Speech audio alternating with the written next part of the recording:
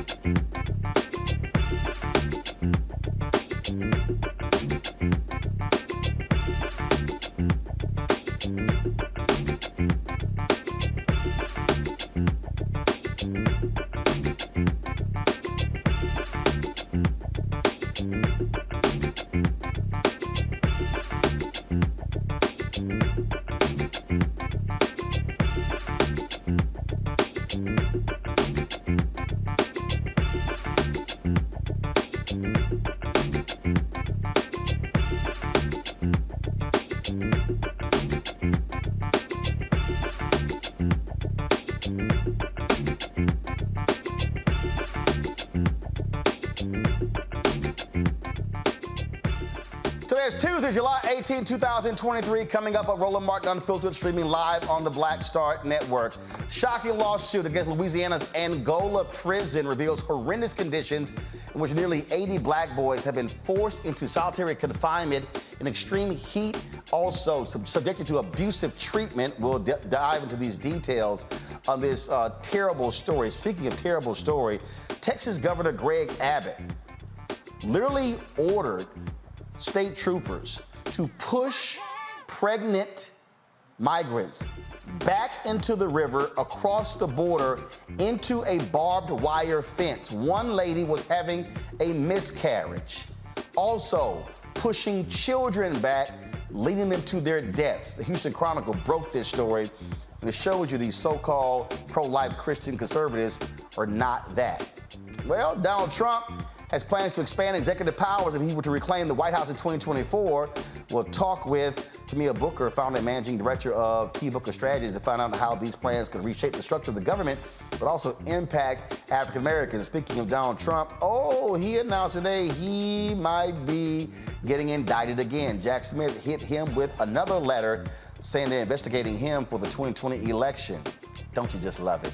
The parents of Carly Russell, the Alabama woman who miraculously returned home after a frightening abduction, sat down for an exclusive interview with NBC News. They say they want the public to withhold their comments until their daughter's able to speak about what she went through. Also, folks, Delta Sigma Theta, they are having their 56th National Convention in Indianapolis, featuring the Vice President of the United States. She'll be joining us on the show. AKA's recently announced they're opening their own credit union. We'll tell you about that. Congressman Stephen Hosford blasted MAGA Republicans on the floor, shining a light on their agenda focused on fighting so-called wokeism. We'll show you that. And also, in our Marketplace segment, we'll talk with the CEO of a groundbreaking bikini brand that empowers people of all shapes and sizes to feel confident on the beach. And what the hell is happening with the gathering spot in Greenwood Bank? We'll tell you that as well. A lot of stuff to cover. It's time to bring the funk on Roland Martin Unfiltered on the Black Star Network. Let's go. He's got it. Whatever the miss, he's on it. Whatever it is, he's got the scoop, the fact, the find. And when it breaks, he's right on time and it's rolling. Best believe he's knowing. Putting it down from sports to news to politics. With entertainment just for kicks, he's rolling.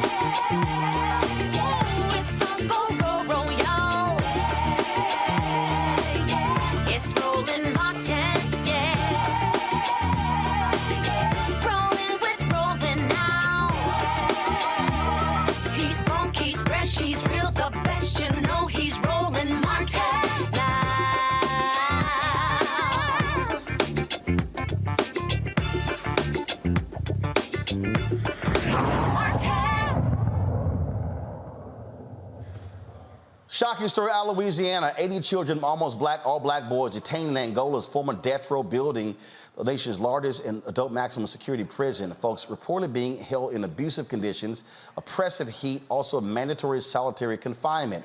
ACLU National Prison Project, the ACLU of Louisiana, and the Claiborne Firm and Fair Fight Initiative, Southern Poverty Law Center, all of them have filed a lawsuit regarding these conditions. They say, folks, that these children are being placed in mandatory solitary confinement for 72 consecutive hours when they arrive, only being released from their cells for a few minutes to shower, and they still have to remain in shackles, punishing children with being locked in their cells for over 23 hours, only to be let out. Again, be showered in handcuffs, handcuffed and shackled as punishment, even when they are allowed to go outside for recreation time. The new filing also cites evidence of extreme heat in the individual cells where children are confined, which do not have windows or air conditioning. Previously, the children in Angola have reported solitary confinement used as a form of group punishment, being deprived of their right to an education, failure to provide accommodations for children with disabilities, limited visits with family and loved ones, and being maced or pepper sprayed by guards.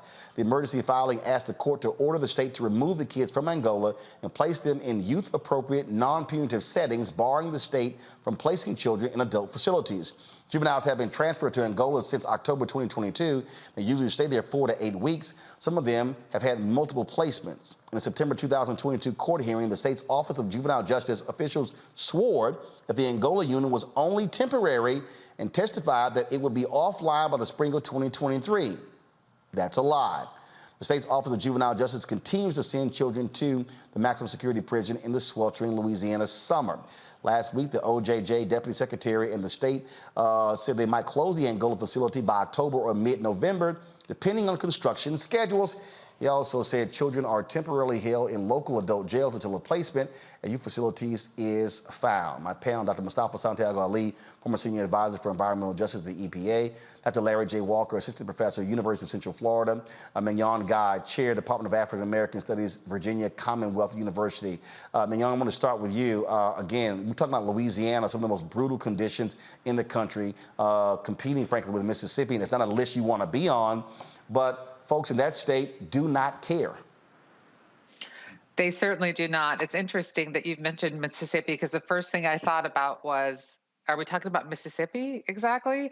It's appalling what they're doing to these children, and it's child abuse. It's neglect. It's abusive, and all I can think about is the psychological effects that they'll have on the long term with these children, right? On their sort of thinking about how they fit into the world, who are they in this world, being isolated and alienated and tortured in brief. I mean, I can't even speak to it, quite frankly. I read it today and I thought to myself, I'm not sure what world we live in. This is like a developing nation, quite frankly. Larry, this is, again, when you think about this, you can't trust Louisiana officials. You cannot trust their word because we know they lied about Ronald Greene. We know they've lied about this beforehand. This is where you need federal intervention immediately. I totally agree, Roland. And the thing about Angola, it has a terrible reputation. I mean, these specific allegations relating to adolescents are certainly new and troubling. But Angola's reputation for years has been similar to discussions we're having right now in terms of the treatment of predominantly Black men. So it breaks my heart for a number of reasons. My colleague just highlighted how traumatic it is going to be for these young men. And then the idea of, and I've talked about this on your show before, Roland, is that a lot of times when it comes to Black people, particularly those who are incarcerated, is that folks don't see their humanity. So the fact that they've been in these deplorable conditions and treated the way they're treated, locked away, not given the opportunity, even like you said, when you go outside when it's leisure time, to bounce a basketball freely, this is consistent with how prisoners, particularly Black prisoners, have been treated throughout U.S. history. And you talked about Louisiana, Mississippi. We can keep going down a line of states throughout this country where we've seen similar allegations, not only in treatment of adolescents, but overall treatment of adults. But it is important for DOJ to come in and put an end to this practice. And it will be interesting to see in terms of what kind of compensation that these young men should be receiving in the long term to make sure they get a quality education, and that also in terms of the money they deserve for how they've been treated. And also, I'm going to add, Roland, that this is the kind of issue that UN should be involved in also when we talk about humanitarian issues. Look, Mustafa, I mean, unfortunately, we have seen these things in this country. You look at Rikers Island, the issues they still have in that particular prison. This is an administration, for all the people who are out there complaining about Joe Biden being president, Kamala Harris being vice president. The reality is this Department of Justice, led by Kristen Clark of the Civil Rights Division, they have gone after more prisons, more wardens, more corrections officers than any DOJ in recent memory. Yeah, they've been doing a great job on a number of the issues that are out there, and we hope that they will continue to not only place a spotlight, but to make sure that there's real justice for those young men who are there. But, we also have to make sure, as was just said, that people understand that if this was a situation that was happening in any other country, there would be an outcry. And it would be a human rights violation. And the United Nations and others would be coming into the space to actually, evaluate what was going on and then to, force a government to actually do better. We also understand that we're in the middle of a heat wave. So I've worked in Louisiana. I know how hot it gets down there. And for these young men to be exposed, being locked down for 23 hours in 100+ degree weather, probably don't have access to water, don't have access to any way to cool down their bodies. So then you deal with dehydration, you can deal with strokes, you can deal with a number of impacts that happen when you're dealing with this extreme heat. So this is just another example of how folks don't see us as human and don't feel that we have a right to basic amenities. Well, that certainly is the case, and hopefully Louisiana officials will do the right thing. Unfortunately, even with the Democratic governor, John Bel Edwards, they can't be trusted to do the right thing. Folks, hold tight 1 second. We come back. More on today's show. We've got lots of stuff to talk about, and also some breaking news out of Michigan. Those fake electors who ride for Donald Trump, they're indicted. See? All y'all fools who keep rolling with that fool, y'all don't end up in prison. Hashtag, we tried to tell you. You're watching Roland Martin Unfiltered on the Black Star Network. If you're on YouTube, hit that like button, y'all. We want to easily hit 1,000 likes in the first hour of the show. Also, download the Black Star Network app, Apple phone, Android phone, Apple TV, Android TV, Roku, Amazon Fire TV, Xbox One, Samsung Smart TV. Also, join our Bring the Fuck fan club. Your dollars make it possible to do what we do. Send check and money orders to P.O. Box 57196, Washington, D.C., 20037-0196. Cash App, $RM Unfiltered, PayPal, R Martin Unfiltered. Venmo is RM Unfiltered. Zelle, Roland at RolandSMartin.com, Roland at RolandMartinUnfiltered.com. And of course, be sure to watch us on Amazon News. Go to Amazon Fire, click Amazon News to watch our 24-hour streaming channel. We're now on Plex TV as well. You can check us out there as well. Lastly, be sure to get a copy of my book, White Fear, How the Browning of America is Making White Folks Lose Their Minds, available at bookstores nationwide. Download your copy on Audible. We'll be right back. For decades, the tobacco industry has deliberately targeted Black communities and kids with marketing for menthol cigarettes. It's had a devastating impact on Black health. Tobacco use claims 45,000 Black lives every year. It's the #1 cause of preventable death. In the 1950s, less than 10% of Black smokers used menthol cigarettes. Today, it's 85%. Menthol cools and numbs the throat, making it easier for kids to start smoking. Menthol also increases addiction, making it harder for smokers to quit. Menthol cigarettes are a big reason why Black Americans have a harder time quitting smoking and die at higher rates from smoking-related diseases like cancer, heart disease, and stroke. It's time to stop Big Tobacco from profiting off Black lives. An FDA ban on menthol cigarettes will improve Black health, save lives, and protect future generations from addiction. Learn more at tobaccofreekids.org/ban menthol. Black Star Network is here. Oh, no punches! I'm real revolutionary right now. Thank you for being the voice of Black America. All momentum we have now, we have to keep this going. The video looks phenomenal. See, there's a difference between Black Star Network and Black-owned media and something like CNN. You can't be Black-owned media and be scared. It's time to be smart. Bring your eyeballs home. You dig? I am Tommy Davidson. I play Oscar on Proud Family, Louder and Prouder. Right now, I'm rolling with Roland Martin, unfiltered, uncut, unplugged, and undamn believable. You hear me?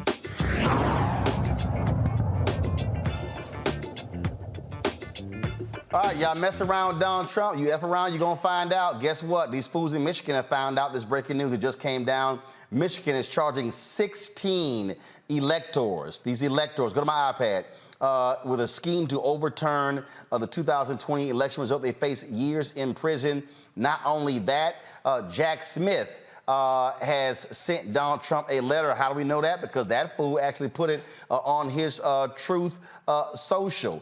He put on his Truth Social that he has received a target letter from Jack Smith. And so I'm cracking up big time, y'all, with this here, this target letter. And of course, Republicans, Lord, they are upset, they mad as all get out. Because of this. This is the statement that Trump put out. It's a whole bunch of nonsense because, you know, the man failed at English. But he said, deranged Jack Smith, the prosecutor with Joe Biden's DOJ, sent a letter, again, it was Sunday night, and stating that I am a target of the January 6th grand jury investigation and giving me a very short 4 days to report to the grand jury, which almost always mean an arrest and indictment. Oh, hell yes. Okay, so you got that going on, all right?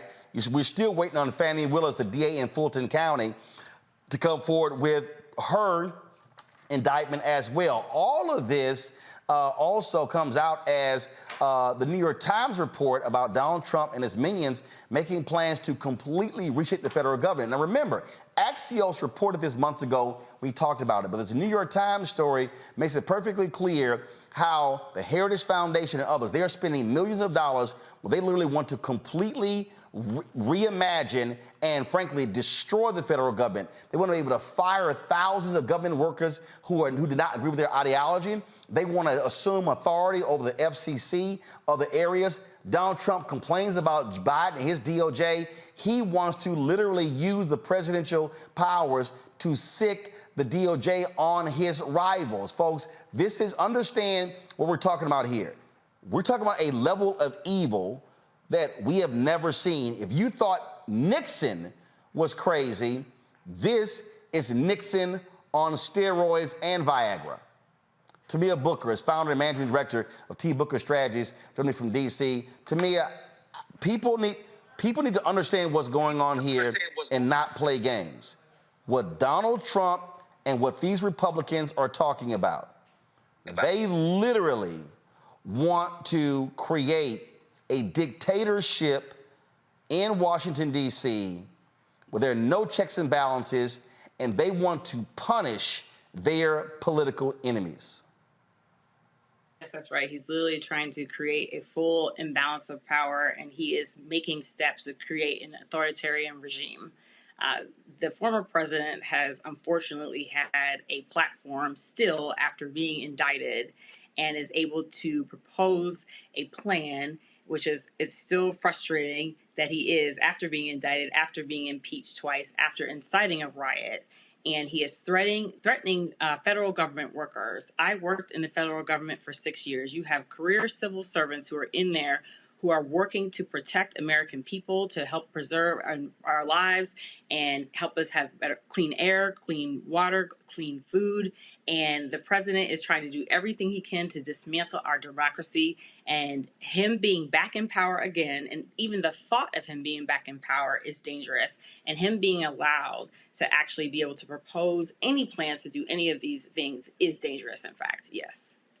You have these folks out here like Marjorie Taylor Greene and others, and they're upset. Oh, Kevin McCarthy is saying, oh, how they're weaponizing the DOJ. This is real simple. If you don't do illegal stuff, you don't have to worry about getting indicted. Correct. And the thing here is, there was a time when you had your Republican president who still didn't like the Department of Justice, who he appointed the Attorney General. And he got upset when the Attorney General wasn't doing exactly what he wanted him to do. That is authoritarianism. Like, this is not how our government works. And we have the system of checks and balances for a reason. So these members of Congress, these vigilantes, they're upset because they want people to do exactly what they want to do. But yes, we should work together when it's within the law. And they want to do these things that are not within the bounds of the law or the Constitution.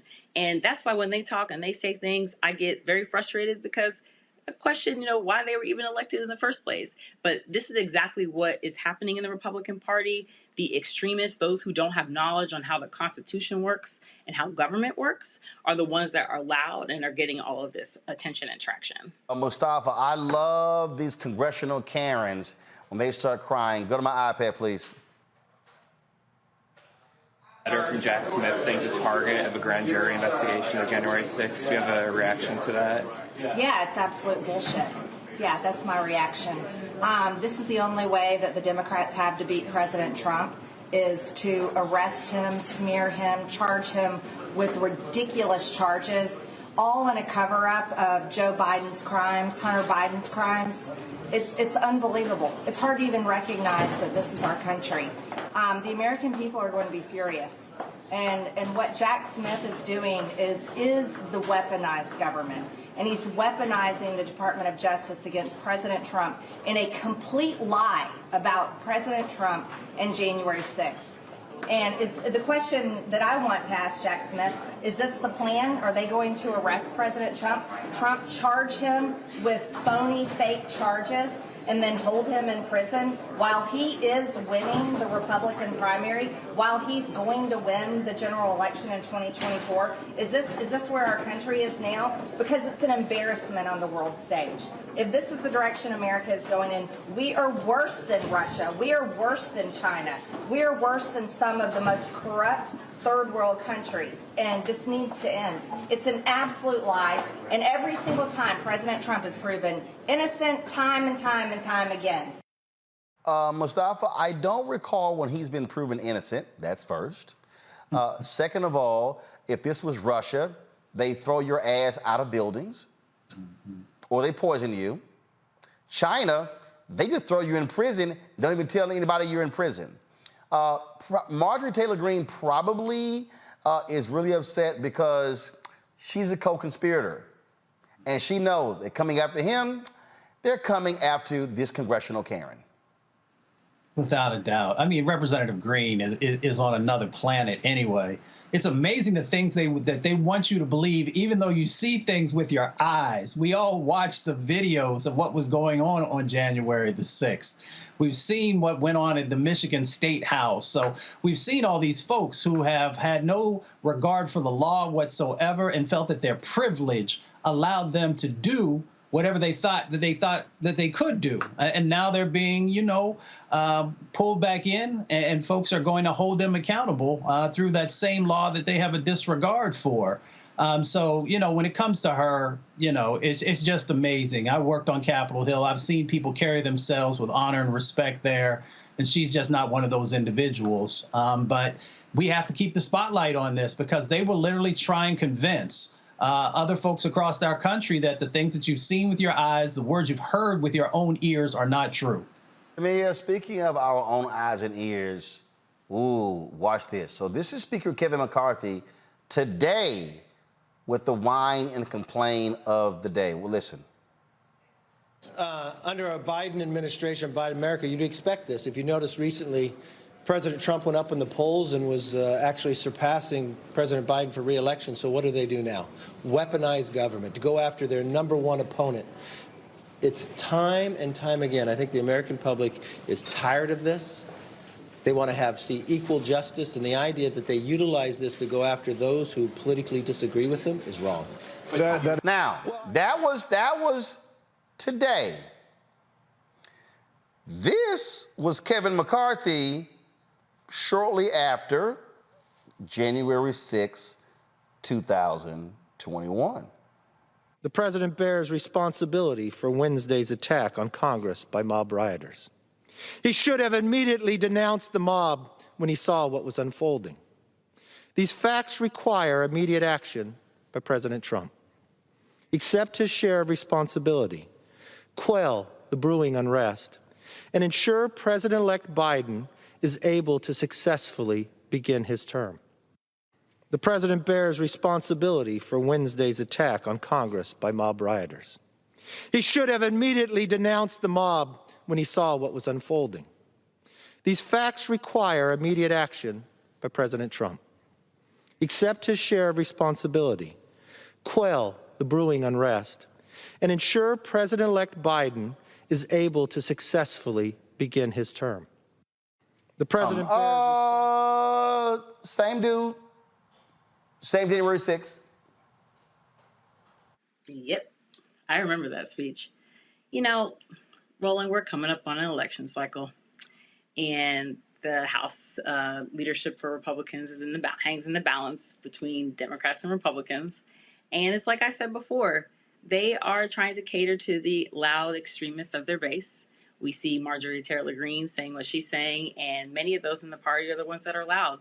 The Republicans got scared last cycle, right? Like, they didn't win. They didn't sweep the House like they thought they were going to. And so they're nervous when it comes to 2024. What exactly is going to happen next year? So what they're doing is, okay, the loud people, the extremists of this party, we need to cater to them now. So now we're going to switch gears. And just like you said, it's not like we can't look this stuff up. It's not like we can't see this on YouTube. It's not like we can't figure this out for ourselves, but many in their party don't do the research. They just listen to whatever they tell them on a day-to-day basis. And so it's unfortunate. And what we have to continue to do is we have to continue to speak up. We have to continue to vote. We can't sit out any election cycle because we cannot let these people be in charge of anything, not in the House, not in the Senate, and definitely not as president. Here's another one of these co-conspirators, Congressman Jim Jordan. Oh, the wine. This is as wrong as it gets. But all I got was the news, and I saw the president's statement, which I thought was good. This is as wrong as it gets. As it gets. But all I got was Yeah, because you know if they're coming after him, your ass also next. Larry? Yeah, let's round them all up. And so, Roland, I got a new nickname for Donald Trump, Agent Zero, because there's zero chance that Jack Smith doesn't indict him. And listen, you saw the congressman, who once again is always complaining about the judicial system. But when black folks are underneath the boot of law enforcement, he has nothing to say, zero to say. So we need to hold all these folks accountable. I'm looking forward to, when the indictments do come down. You talked about Georgia, waiting for to see what's happening in Georgia, hopefully the next couple of weeks before the summer ends. But the reality is, if we don't address this issue soon, Roland, in terms of these conspirators as individuals who are involved in trying to overthrow our government, that the United States won't survive beyond 2024. And it's critical that we hold those folks responsible now, that they go to prison, so that other individuals are less likely to try something in the future. Mignon, Jordan, the same guy who loves to rant about folks ignoring subpoenas.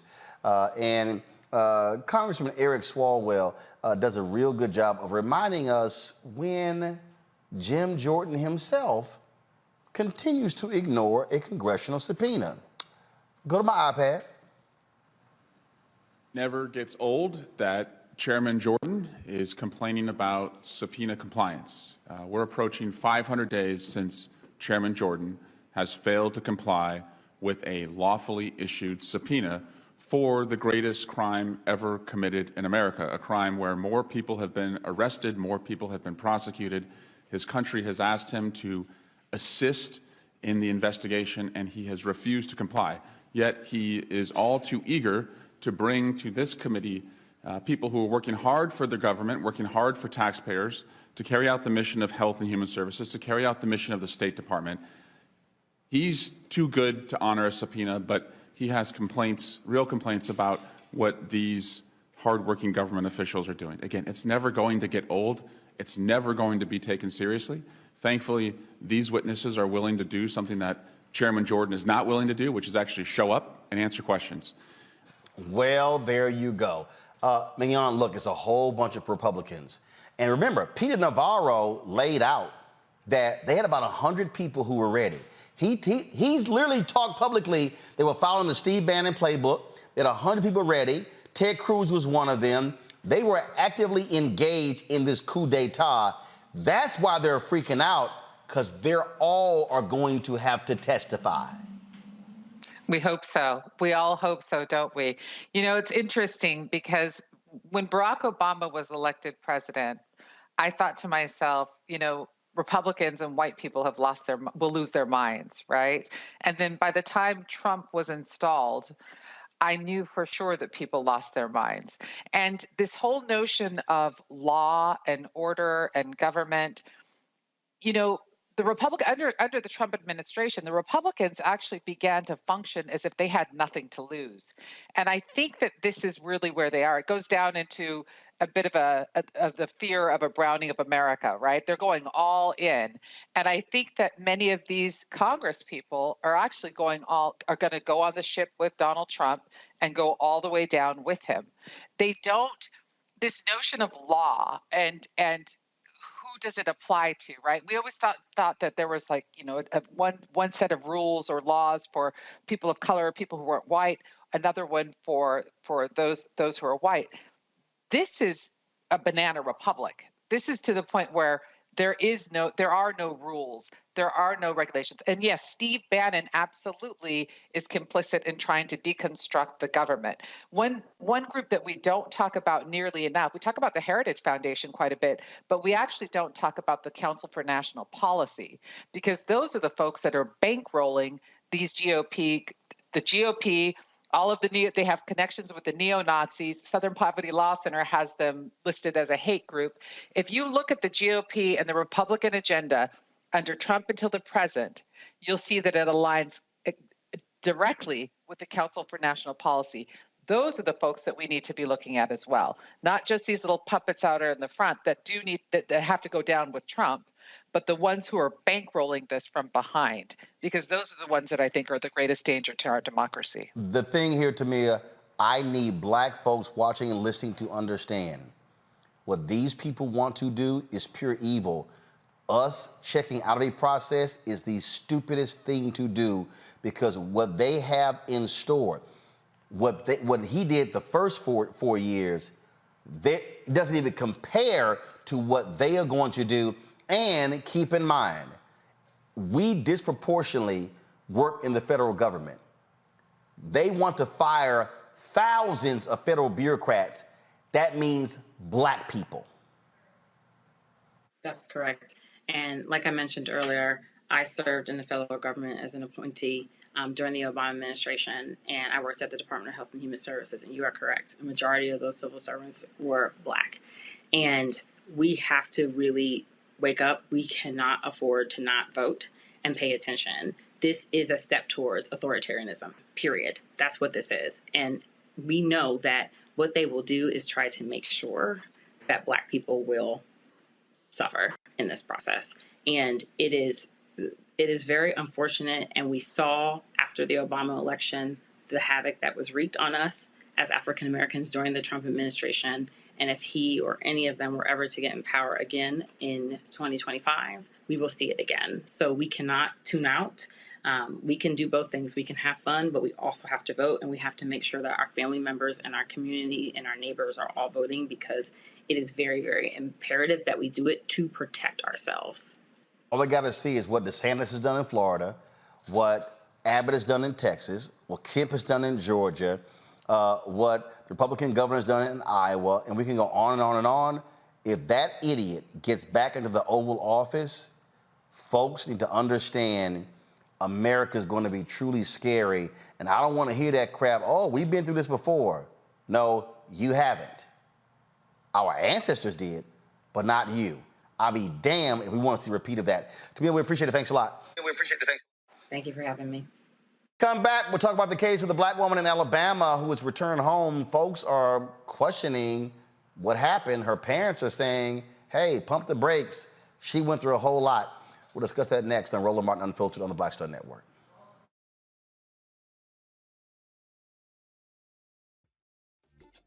My early days on the road, I learned, well, first of all, as a musician, I studied not only piano, but I was also drummer and percussion. I was all city percussion as well. So I was one of the best in the city on percussion. There you go. Also studied trumpet, cello, violin, and bass, and any other instrument I could get my hand on. And with that study, I learned again what was for me. I learned what it meant to do what the instruments in the orchestra meant to each other in the relationships. Right. So that prepared me to be a leader. That prepared me to lead orchestras and to conduct orchestras. That prepared me to know, to be a leader of men, they have to respect you and know that you know the music. You have to be the teacher of the music. You have to know the music better than anybody. There you go. Right, so you can't walk in unprepared.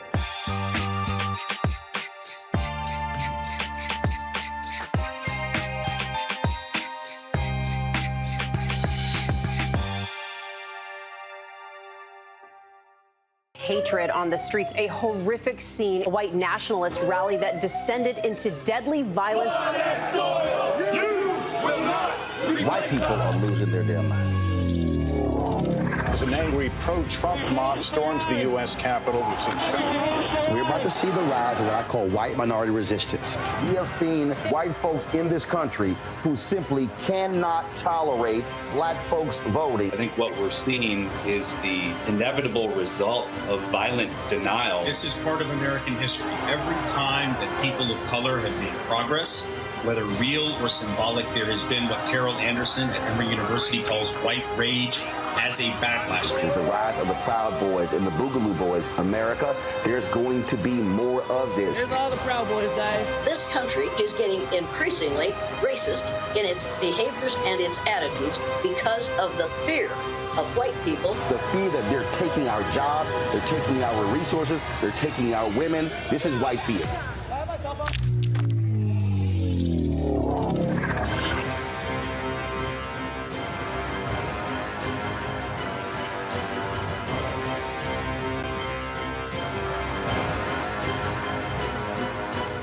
Sherry Shepard with Sammy Roman. I'm Dr. Robin B., pharmacist and fitness coach, and you're watching Roland Martin Unfiltered.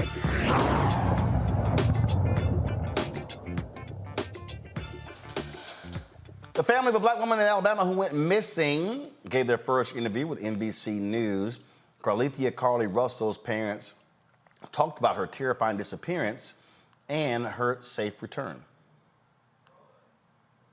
We tried to hug her as best we could, but I had to stand back because she was not in a good state. So we had to stand back and let medical professionals work with her. But it's anything leading to the case itself, we can't discuss that. She's having to deal with the trauma of people just making completely false allegations about her. Carly has given detectives her statement so that they can continue to pursue her abductor. Do you believe that there's an abductor still out there? Absolutely. Absolutely. The Russells implore the public not to speculate or spread false information, focusing on their daughter's well-being and emphasizing the need to pursue justice. Their daughter, Carly's, disappeared on Thursday. After reporting a child on the side of the highway, the Russells also pleaded for anyone with information about the case to contact the appropriate authorities. Mignon, so here's what I've seen a lot of conversation. One, a lot of people, I've seen people say that there are a lot of black folks who were calling out saying, hey, report, let's find this sister. Others are saying, okay, well, what happened? Because you just sort of walked back, into the home. But you also think about the case of Elizabeth Smart, who disappeared more than 2 decades ago, and the reaction wasn't the same. Do you believe that folks are making demands of her because she's a black woman compared to how other people who have gone missing have been treated? Absolutely. Absolutely.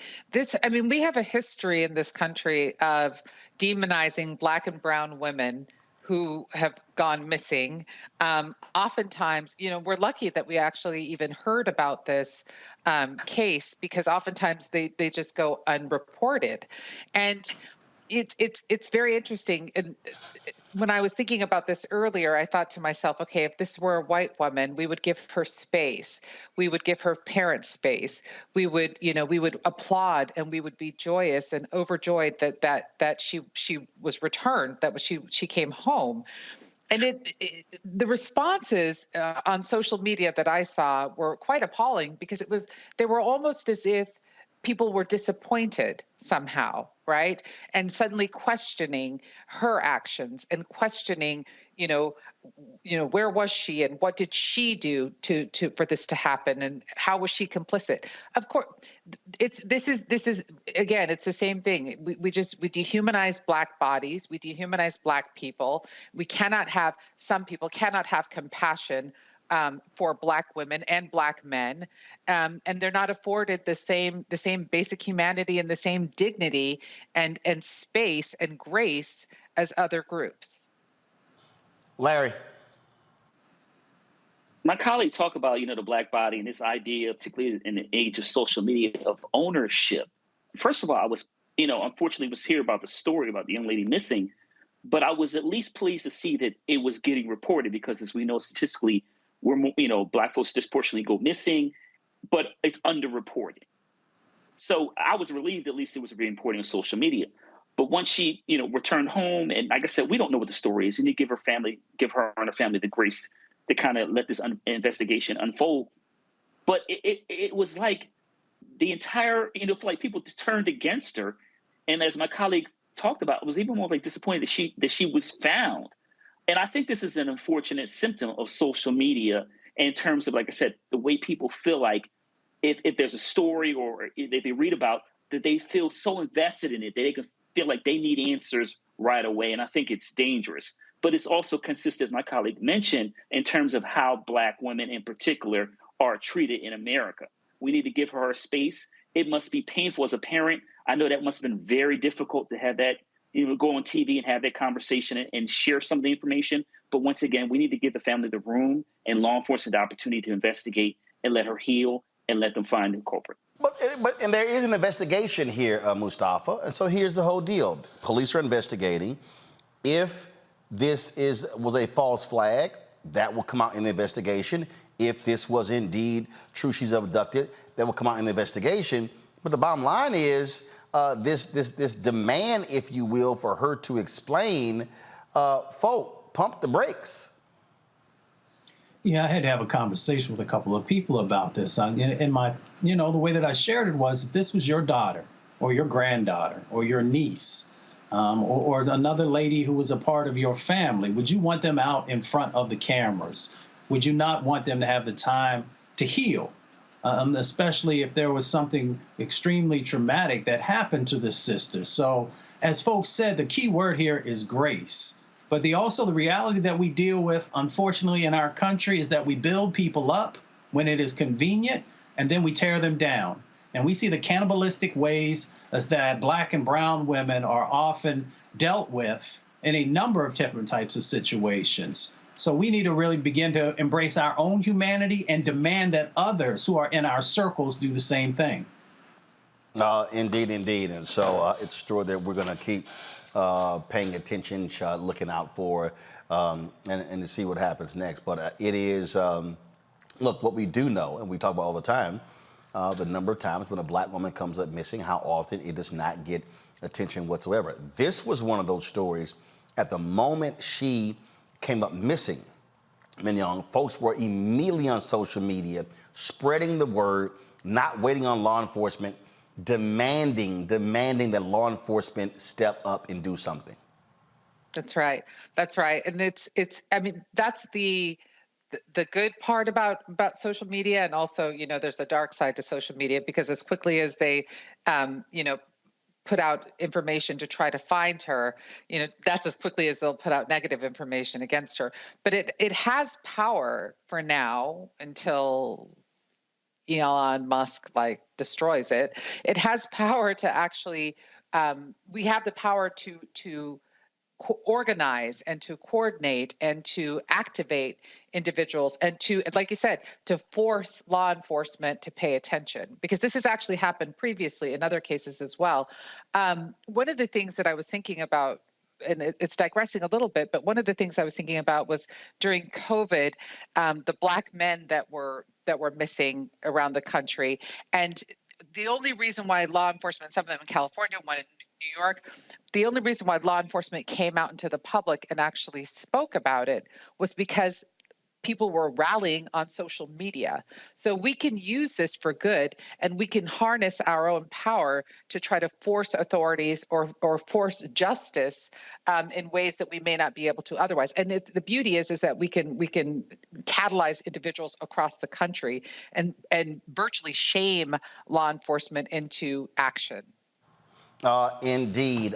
Speaking of shame, Congressman Stephen Hosford, let's just say he had a whole lot to say to shaming these stupid Republicans who whine and complain about wokeism. These fools can't even define it. And so the chair of the Congressional Black Caucus, he simply had enough of these idiots. And that same senator went on to say he thinks that white nationalists aren't racist. Well, what are they then? MAGA Republicans have made it their entire political agenda to fight against, quote, wokeism. Every time they use the word woke, I think they mean black. They want to ban diversity. They want to ban equity and inclusion programs and erase black history from the classrooms. Ironically, what Representative Crane's comments made clear is that the very diversity, equity, and inclusion programs that they fight against are necessary. They're necessary in boardrooms, in our schools, in the halls of Congress, and yes, in our military, which grows more diverse every day. In fact, more than 40% of our service members today are service members from a broad array: African American, Latino, Asian American, Pacific Islanders, who are serving our country and do not deserve to be called anything other than honorable. Mustafa, he ain't lying. When they say woke, they want to say black. Exactly. Everybody knows what's going on and what time it is. I appreciate Representative Hosford because, you know, he don't play with folks and he doesn't allow the erasure. He doesn't allow the erasure of our history, of the programs that are so critical for the sustainability of our community, or any of the other aspects that are just so necessary and so important. So I appreciate them. But, you know, each and every one of us also have a responsibility to check this foolishness that they keep doing, because when you allow these seeds to not only be planted, but then to be watered time and time and time again, and that's what you see with folks like Marjorie Taylor Greene and the rest of that crew, and if you don't push back, if you don't put a spotlight on it, and if you don't pull those roots out of the ground with the untruth that they are sort of growing in, then you just allow, you know, all these negative things that continue to happen in our country. So I appreciate Representative for standing up and doing the right thing. Larry, they have to be challenged at every turn and must be put on the defensive. Absolutely. Woke, aka anti-blackness, because that's all it is. And, you know, it's interesting in terms of woke and then cancel, how these are phrases that originate in the black community. We know that New York Times and other newspapers have really good articles about how this terminology has evolved. But what happened is Republicans, they've reconceptualized it and weaponized it against black folks. So term like woke, which means someone who's aware, right, who's invested in the black community, has now become some kind of, they bastardized it and created some concept that relates to something where they're trying to say is anti-democratic, but it is really rooted in anti-blackness. We have to continue to attack these folks, force them to define it, and then educate them. Well, no, not educate them, clown them, because we cannot allow people to continue to take things that are rooted in the black community, turn it around, like I said, then weaponize it and use it against us and pass federal laws at the federal and state level.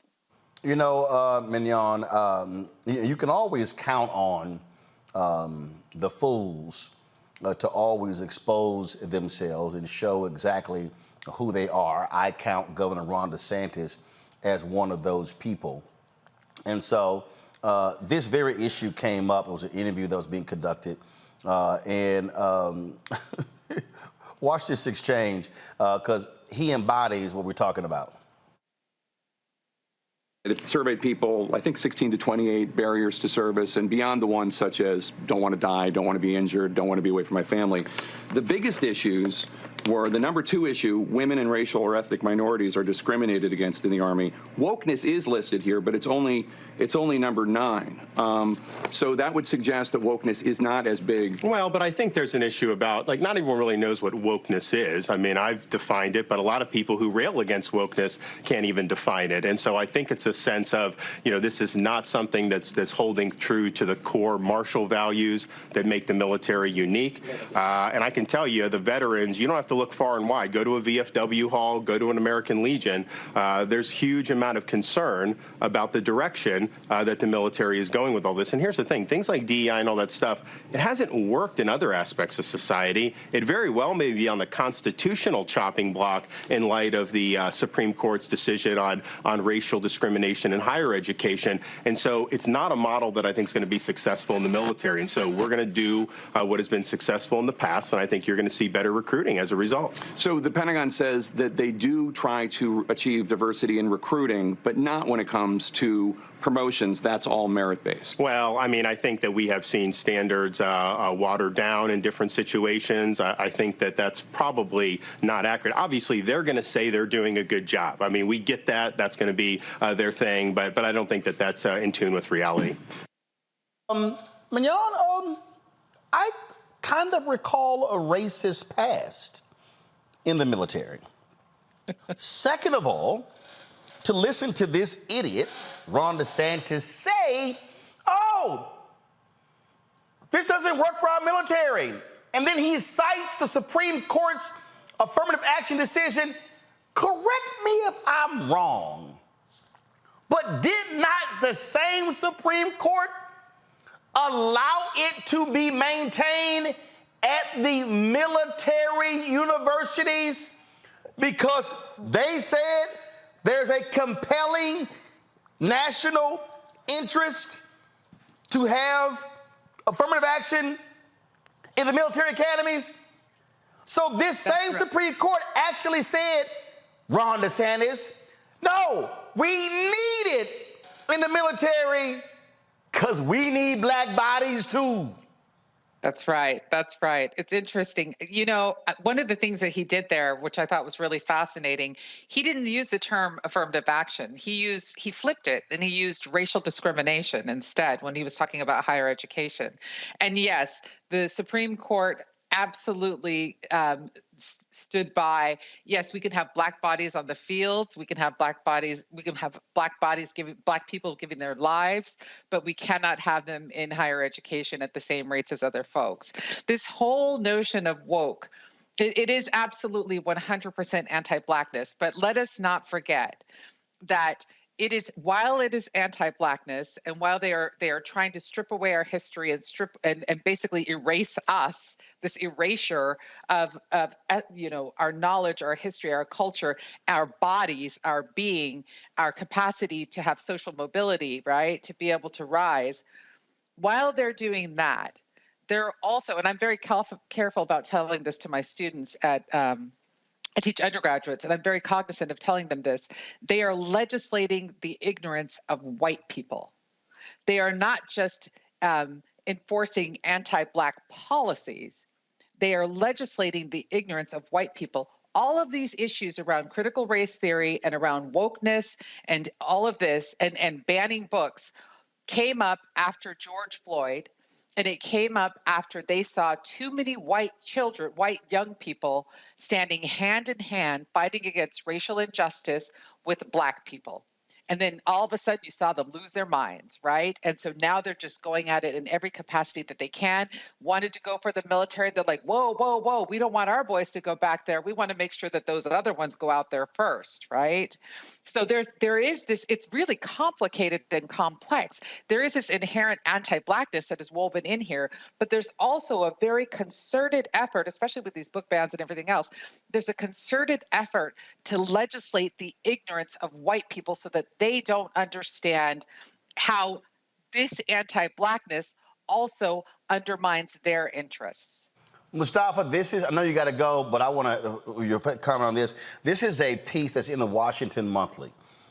Go to my iPad. In the ruling, Chief Justice John Roberts, writing for the majority, noted that the decision, quote, does not address the use of race-conscious admissions policies by service academies like West Point.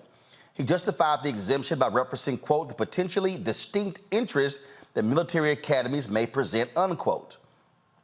But the move was widely seen as a politically expedient, a way to outlaw affirmative action in civilian settings without antagonizing the military, an institution voters revere. In an amicus brief to the court last fall, 35 former leaders of the armed services warned that prohibiting the use of modest race-conscious admissions policies would, quote, impair the military's ability to maintain diverse leadership and thereby seriously undermine its institutional legitimacy and operational effectiveness, unquote. So here you got DeSantis trying to say, yeah, some of these black and brown people, they got promotions they really should not have, when, I'm sorry, the Marines just got their first 4-star black general. Tommy Tuberville is holding up only the second African-American to be the head of the Joint Chiefs of Staff. When our frat brother, who was gonna assume that, he was the first African-American to be the Air Force Chief of Staff. So it ain't like the military has just been loaded with black and brown 3- and 4-star generals. Exactly. You know, once you strip off the veneer of folks like Ron DeSantis and Abbott and the rest of them, you get to really see who they are, what they stand for, and their anti-blackness. It is a part of this strategy that we've often talked about that's been going on now for decades that is now playing out. And, you know, when we look at what the folks in the military side of the equation are doing, you can take that exact same language and apply it to other universities who are also looking to be able to make sure that they are meeting the needs of the 21st century. You can take that same thing and overlay it into corporations, since now they're going after corporations as well, and saying that if you focus on diversity, or if diversity is a part of the criteria of your decision making, then you're going to have to deal with us. So we see who you are. Yes, your sheet is showing, and we know where you're coming from. But we're going to continue to fight. We're going to continue to organize. And we're also going to continue to have white brothers and sisters, those young ones, standing hand in hand with black and brown folks, saying that the 21st century is going to look different than the 20th century. And your ways of doing things no longer have utility or meaning in the lives of Americans moving forward. Absolutely. Mustafa, I appreciate it, bro. Thank you so very much. Tommy Christopher with Mediaite is going to be joining the panel in the next hour when we come back. More to talk about, drama with the gathering in Greenwood Bank. Also, did y'all hear the comments Marjorie Taylor Greene had to say about blasting what the Biden administration is doing for rural Americans? Well, the Biden folks didn't take him long to flip that script and turn it into an ad. We'll show you that. And lots of other stuff we want to talk about on today's show. So buckle up, folks. The second hour is going to be just as powerful as the first hour. Do not forget, if you want to, if you're watching on YouTube, hit the like button, y'all. It impacts the algorithm. Also, download the Black Star Network app, Apple phone, Android phone, Apple TV, Android TV, Roku, Amazon Fire TV, Xbox One, Samsung Smart TV. And of course, we want you to give to our Brina Funk fan club. Your dollars make it possible for us to do what we do. So send check and money orders to P.O. Box 57196, Washington, D.C. 20037-0196. Cash App, $RM Unfiltered. PayPal R Martin Unfiltered. Venmo is RM Unfiltered. Zelle is RolandSMartin.com. RolandMartinUnfiltered.com. We'll be right back.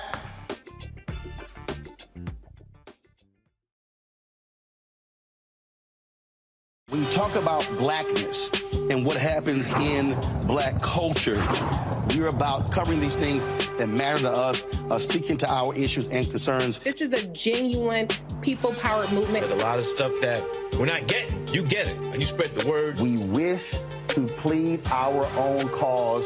Too long have others spoken for us. We cannot tell our own story if we can't pay for it. This is about covering us. Invest in black-owned media. Your dollars matter. We don't have to keep asking them to cover our stuff. So please support us in what we do, folks. We want to hit 2,000 people, $50 this month, raise $100,000. We're behind 100,000, so we want to hit that. Y'all money makes this possible. Checks and money orders go to P.O. Box 57196, Washington, D.C. 20037-0196. The Cash App is $RM Unfiltered. PayPal is R Martin Unfiltered. Venmo is RM Unfiltered. Zelle is RolandSMartin.com. Coming up next on The Frequency, right here on the Black Star Network, Shanita Hubbard. We're talking about the ride or die chick. We're breaking it down. The stereotype of the strong black woman. Some of us are operating with it as if it's a badge of honor. Like, you even hear black women like aspiring to be this ride or die chick, aspiring to be this strong black woman trope at their own expense. Next on The Frequency, right here on the Black Star Network. Hey, it's John Murray, the executive producer of the new Sherry Shepherd Talk Show. You're watching Roland Martin Unfiltered.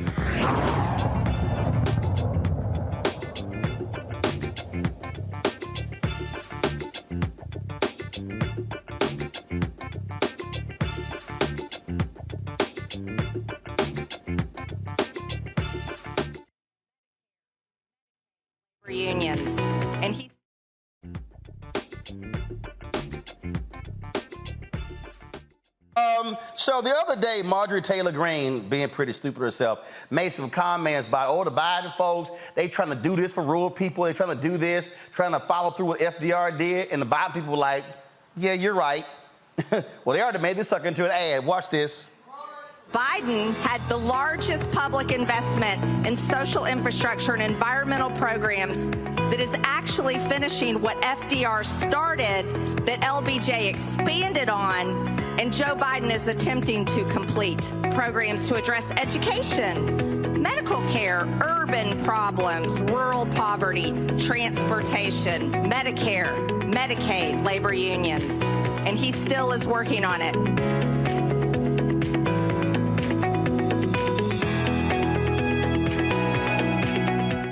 Joe Biden had the largest public investment in social infrastructure and environmental programs that is actually finishing what... Tommy Christopher joins our panel. Tommy, I gotta love it. The Biden folks have gotten a lot quicker in terms of movies. She made the comment the other day, they were like, okay, we got something for your ass, Congressional Karen. Yeah, they are. They're getting a lot better at it. And, you know, I think that part of that has to do with the fact that she's got such a great team sort of, you know, sticking up for her and, you know, just looking out for her. They're sort of gotten used to it on the job real fast. Absolutely. I just think that, again, Larry, this is how you compete. This is how you fight. And what she said, please show me somebody in rural America who goes, yeah, ain't that a damn shame? They're investing in us. Shout out to the Biden campaign folks. As someone, you know, former congressional staffer and someone who worked on a number of campaigns, rapid response. This is exactly what I'm looking for, and they need to stay aggressive. So it's interesting, Roland. She talked about, talked about, rural poverty and some of the other things that I talked about. Obviously, I think a week or two ago, the Biden administration announced the money for broadband. Obviously, passed the infrastructure bill. These bills and the Inflation Act. These are all bills that have a positive impact on the lives of working class Americans. I'm glad they cut the ad. It makes no sense to me if you're a Republican to kind of list all these things. And we know after that, she started saying a bunch of crazy things. But she literally listed everything that people who are working in America, 9 to 5, these are exactly the things they were hopeful. She talked about rural and urban communities that need the resources that the Biden administration has fought for hard and got the House and Senate to pass to ensure that people can take care of their kids. Like I said, inflation has dropped for the last 12 months, and also to focus on Black unemployment. I love it, Mignon. They were like, yeah, appreciate that. Thank you for saying what we're doing. Exactly. It was, I couldn't even, I don't even understand what she was thinking when she was saying these things. Someone didn't write her speech very well. Well, yeah, fair enough, right? I think that someone obviously didn't write that speech for her because, and then the intonations, education, as if somehow it's a bad thing, right? And then she goes on to the medical care. But then when she said urban, she's like, urban, rural, This woman is bonkers. And yes, mad props to the Biden administration and to his staff who picked up on it immediately. As my colleague said, rapid response is exactly where we need to go. And it's beautiful because it shows such a contrast between the ideology and what the GOP or the Republicans are supporting, because they can't roll that back, right? She said it. They'll try, but she said it, and they'll play it over and over again. But it shows such a contrast between the Republican support of big business and Joe Biden and his administration's focusing on the working class people. It was strange. She basically she attacked him for working or moving forward the basic tenets of any sort of modern Western civilization. And I thought, well, what does she expect us to be doing exactly? What is the role of the federal government? It was she's bonkers. She's bonkers. That's all. I also think it's important how things are being framed. And so Congresswoman Summer Lee out of Pennsylvania, she was questioning someone dealing with the Pentagon. She was talking about money. And look, our government is now trying to spend more than $880 billion on the Pentagon. And it's always more money, more money, more money, more money, more money. But it's like, aren't they wasting money? And so during the questioning, and trust me, if the Democrats were, if the Biden were smart, but they would never do this because it's criticizing the military, they will show how money is being wasted in the military while we're also having a student loan debate. Go to my iPad. How much is the F-35 joint program estimated to cost the federal government to produce, operate, and sustain over its lifetime? I believe the GAO cited that figure. I don't have it in front of me, but we can get that for you. It's about $1.7 trillion, enough to completely eradicate student loan debt. According to the Government Accountability Office, between May 2018 and October 2022, about 1 million F-35 spare parts worth $85 million were, quote, lost, just vanished. Losing millions of dollars in assets is unacceptable. How much is the F-35 joint program? Now, in the same line of questioning, oh my goodness, because you know the Republicans are now caught in this whole thing right now about, again, how we, how the poor, how they shouldn't be buying crabs and stuff along those lines with food stamp cards. Here is Congresswoman Lee jamming them up about Alaskan king crab. How much did the Department of Defense spend on snow crab and Alaska king crab in 2018? I do not have that amount. According to Open the Books, it was $2.3 million.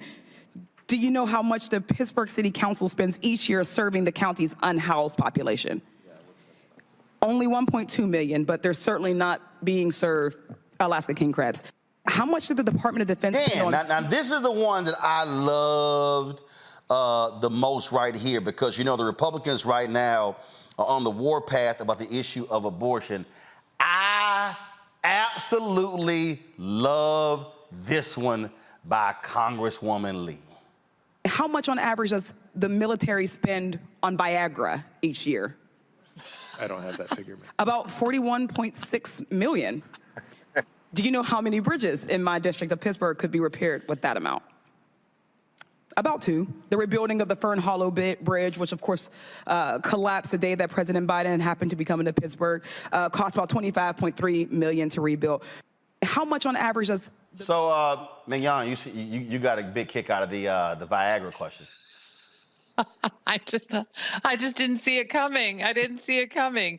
But it's not surprising, is it? It's just, we live in this it's very typical with this male-dominated sort of, this toxic masculinity thing that we have in this country, right?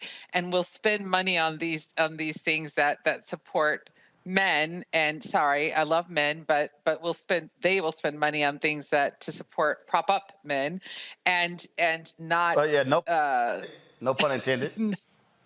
No pun intended, and not serve our country as it should be, right? I mean, it's fascinating to me because we're talking about not permitting military service people to travel for medical care, which could be abortion in this case, but we're going to spend millions of dollars for Viagra for men to produce these children that the women may have complications in their pregnancy and cannot do anything about. Yeah, we gotta elect some other folks. Basically, we have to do better. We have to groom our own, grow our own. So, Tommy, I love this one again when they complain about spending money for kids and why they getting free lunch. Congresswoman Summer Lee hit it on the nail. Go to my iPad. How much did the 2023 National Defense Authorization Act authorize for shipbuilding? I do not have that particular figure. Yep. The total amount of contract obligations in 2022 was over $400 billion. For shipbuilding, it authorized $32.6 billion. Do you know how many school lunches that amount could provide to hungry children in America, where for the 1 in 8 children who go to school hungry, that may be the only meal they get? All of them, and then some. The school lunch program cost $28.7 billion in 2022. Mr. Tenaglia, right there. That's how you do it, Tommy. That's how you make the contrast. Yeah, and can I just say that, the other nice thing about a bridge is if it stays up for more than 4 hours, you don't have to call your doctor. So there's that. Oh! All right. I see you with the Viagra jokes, you and Mignon. Yeah.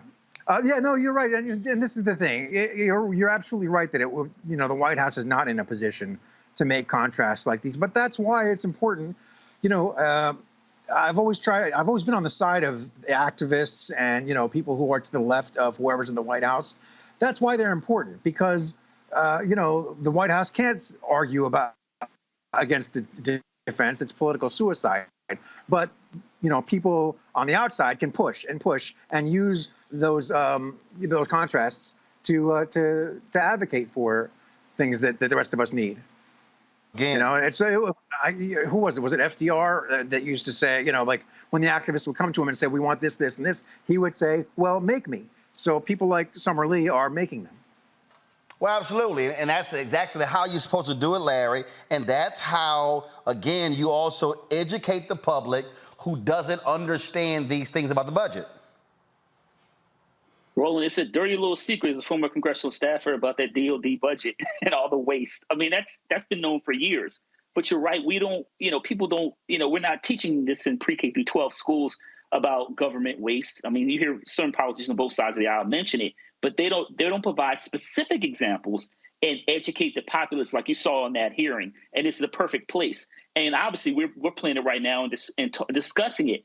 But I don't think the most Americans have no idea how much DOD spends on aircraft or various other, certainly snow crab legs. So, but people don't know that. So educating the public through hearings and various other ways is a really important way to do it. But it's interesting to hear about some of the line items she described. But I got to tell you, Roland, looking at the DOD budget in the past, there are things in there. They're spending money on things that most Americans have no idea. And we do have to spend more money on like child care and making sure that women have the support systems they need in terms of when it comes to pregnancy-related deaths of Black women. These are all other important issues that we need to make sure we take care of, and we don't do that. All right, folks, hold tight 1 second. Going to a break. When we come back, Illinois Supreme Court allows them to get rid of cash bail. We'll talk about that. And don't forget, we'll also be talking about the AKAs launching a credit union and Delta's having their convention in Indianapolis. We'll be talking with their president. Vice President Kamala Harris is going to be coming to speak to them as well. You're watching Roland Martin Unfiltered on the Black Star Network. Next on The Black Table with me, Greg Carr.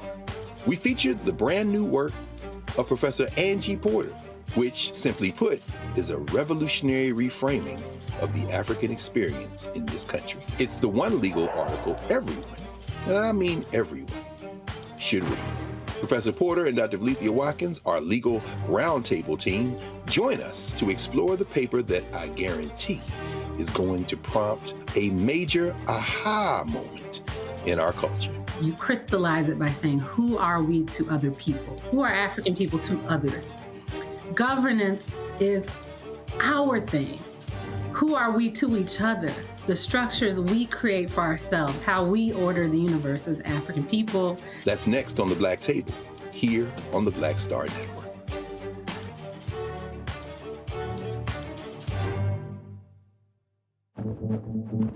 For decades, the tobacco industry has deliberately targeted Black communities and kids with marketing for menthol cigarettes.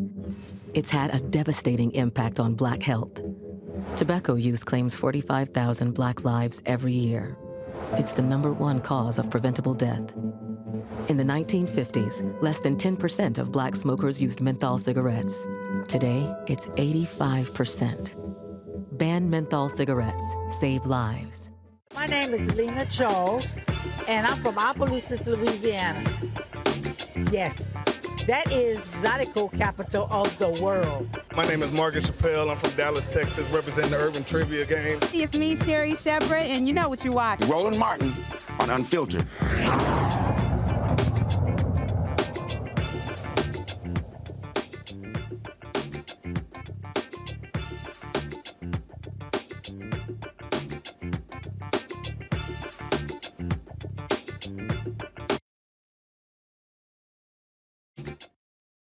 All right, folks, cash bail in Illinois. Supreme Court says the state can move forward in outlawing it. This has been a huge issue all across the country, impacting criminal justice reform. The governor, J.B. Pritzker, he welcomed the decision, said it marked a transition to a more equitable and just Illinois.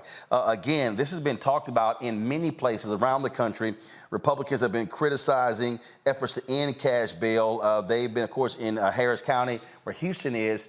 This was one of the issues that was also being talked about because a lot of folks, criminal justice reform advocates, say this has been part of the problem where folks who simply can't afford are sitting in jail for months, even years, awaiting trial. This new system focuses on the individual's danger to the community rather than the ability to pay for their release.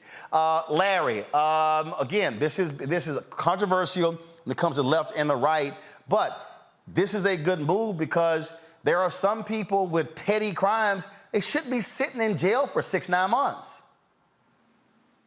No, they shouldn't. And Roland, we have plenty of examples where rich folks just don't have to worry about it. And this is really important. And you're right, there's been criticism about, eliminating cash bail throughout the country. But this goes back to something you say frequently, elections and the implications of what happens after you vote and whether you vote Democrat or Republican. This is critically important to make sure, like you said, that those from underserved, marginalized populations aren't spending weeks, months in jail, losing their jobs, childcare, all the other issues, housing, all the other societal challenges they could create for someone who may be innocent. That's one of the things I think we lose sight of in terms of those individuals in the criminal justice system, is that just because you're arrested doesn't mean you're guilty of a crime. But once again, there's always a relationship between criminality and being Black in America. Absolutely. Tommy, obviously, the people on the right are going to be upset by this, but for the governor to make this state law, this is a lot different than different cities making this their policy. Yeah, and I do think, of course, they're going to have the reactionaries that are going to react. It's what they do. But what I find encouraging about this is, Roland, guys our age, we remember, it wasn't long ago that, a Democrat could never, it would be really hard for a Democrat to say, I support, doing away with cash bail. And now we have a president who campaigned on it. And I think that's just remarkable. And, yes, like a lot of the things that he campaigned on, especially to do with crime and criminal justice, it's stalled because we don't have quite enough of a majority. We don't have quite enough majorities in the Senate, and we don't have a majority in the House like we should. But the fact that, the world is safe for Democrats to say these things is a huge step. And I know it's not as big as actually getting it done, but it's big. Also, it helps when you're a billionaire governor, Mignon. It does. It helps when you're a billionaire governor. I think, though, that one of the things that I want to be cognizant of is that the impact is going to be. This is a huge issue, and it's a really important issue, but the impact could be different on different groups, right? So when we think about the number of Black women, because, we always think about people being incarcerated, we think about Black men. We also have high proportions of Black women that go to jail for a variety of reasons, and single moms in particular. So when these women are sitting in jail for extended periods of time, who's caring for their kids? Not just childcare, but who's caring for their children? We have individuals that are sick, that are ill, that have health issues that are exacerbated when they're sitting in jail because they cannot afford to post bail, right? That becomes sort of punitive. We're layering issue on issue on issue and making it more difficult for that person to be well, healthy, and successful when they come out, particularly if they were actually innocent to begin with. So yeah, it's nice to see a billionaire governor do this for someone, and it's even more promising that we're able to have this conversation so that we can have larger conversations about criminal justice reform in this country. So this is a good step in the right direction. Are we there yet? In terms of having proper justice for all groups? No, we're not there yet, but this is a nice step in the right direction. Well, and to understand, we talk about impact on these things. I'm sitting here again. I'm looking on Twitter right now. Let me pull this up. Amisha Cross, who's been on our show a number of times. This is what she posted. She said, "My mom passed in jail, suffering from a mental health condition plus cancer. If the cash bail system wasn't in effect, her final months could have been spent with our family. I devoted a great portion of my career to ending cash bail and reforms in the pretrial justice system. That's what you're talking about, Mignon. Absolutely, absolutely. And then think about the percentage of the people who actually are arrested and go to jail that have these mental health conditions, because we know that we don't have our mental health system is, as my students say, trash in this country, right? So we constantly, what do we do? Instead of treating people, we incarcerate them. We put them in jail. They don't have their medications. Their health issues become exacerbated, and then people lose family members, as we've seen in some of your previous shows. People lose family members in jail because they could not get out to get the help that they needed. It's unconscionable that we would even have a system of this nature. This will be one, as I said, one step in the right direction. But it's terrifying that we have so few safety nets, and we use the criminal justice system as a safety net, and then just lock people away and just leave them there to sit, and unfortunately in this case to expire, to pass away. And don't forget, Sandra Bland died in jail because of this very issue. All right, folks, hold tight 1 second. We come back. We're going to talk about the AKs launching a credit union, Delta's meeting in Indianapolis. A lot to discuss coming up next right here on Roland Martin Unfiltered on the Black Star Network.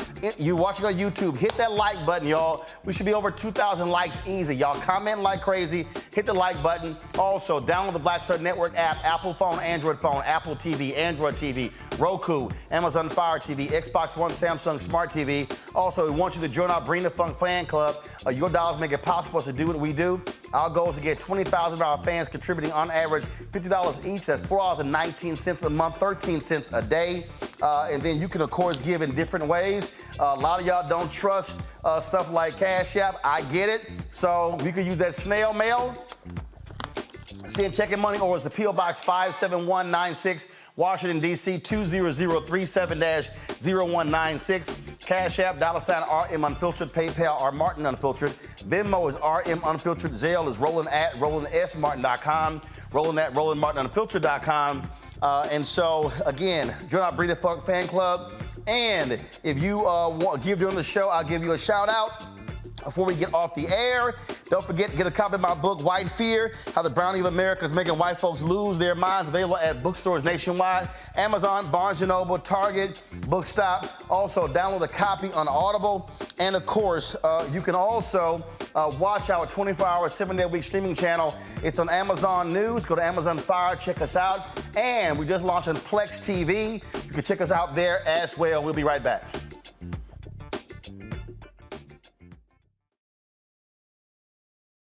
On the next Get Wealthy with me, Deborah Owens, America's Wealth Coach, Dexter Jenkins is a faith-based financial mentor with more than 20 years in the financial services industry. He's passionate about helping families build generational wealth. Even though I'm talking about things like prayer, I'm talking about things about reading the word, I'm talking about things like fellowship, I'm talking to members who are dealing with losing their houses, or I'm talking to members who, because of a lack of the handling their finances, they're working 2 and 3 jobs. And so what I'm finding is that they're not coming to church because they don't have a handle on their finances. We're talking how to get wealthy through faith and our finances on the next Get Wealthy, right here, only on Black Star Network. On the next A Balanced Life with Dr. Jackie, we're talking all things mental health and how helping others can help you. We all have moments where we have struggles, and on this week's show, our guests demonstrate how helping others can also help you. Why you should never stop giving and serving others on the next A Balanced Life here on Black Star Network.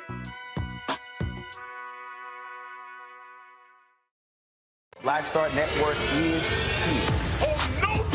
I'm real revolutionary right now. Thank you for being the voice of Black America. All momentum we have now, we have to keep this going. The video looks phenomenal. See, there's a difference between Black Star Network and Black-owned media and something like CNN. You can't be Black-owned media and be scared. It's time to be smart. Bring your eyeballs home. You dig?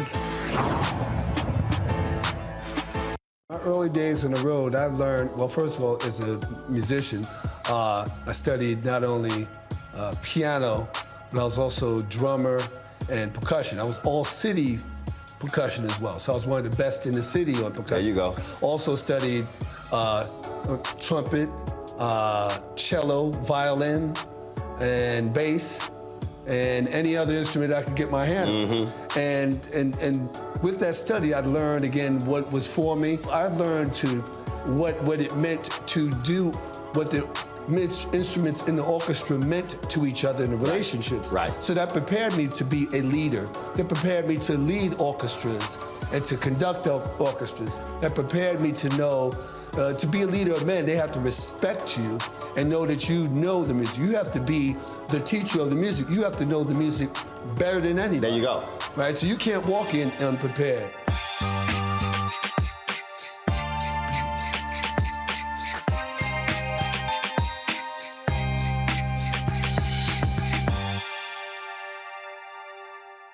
Hatred on the streets, a horrific scene, a white nationalist rally that descended into deadly violence.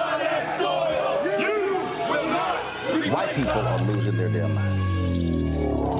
As an angry pro-Trump mob storms the U.S. Capitol, we've seen shooting. We're about to see the rise of what I call white minority resistance.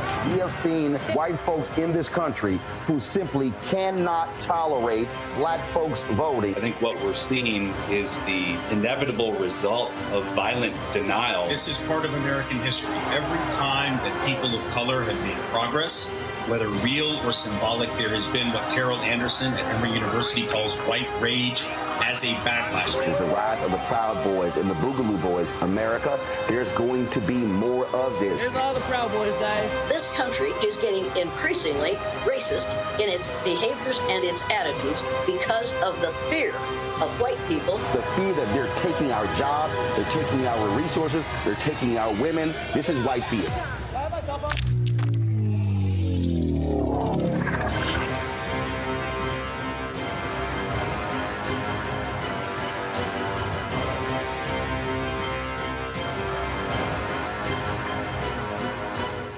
Hi, my name is Freddie Ricks. I'm from Houston, Texas. My name is Sharon Williams. I'm from Dallas, Texas. Right now, I'm rolling with Roland Martin, unfiltered, uncut, unplugged, and undamn believable. You hear me?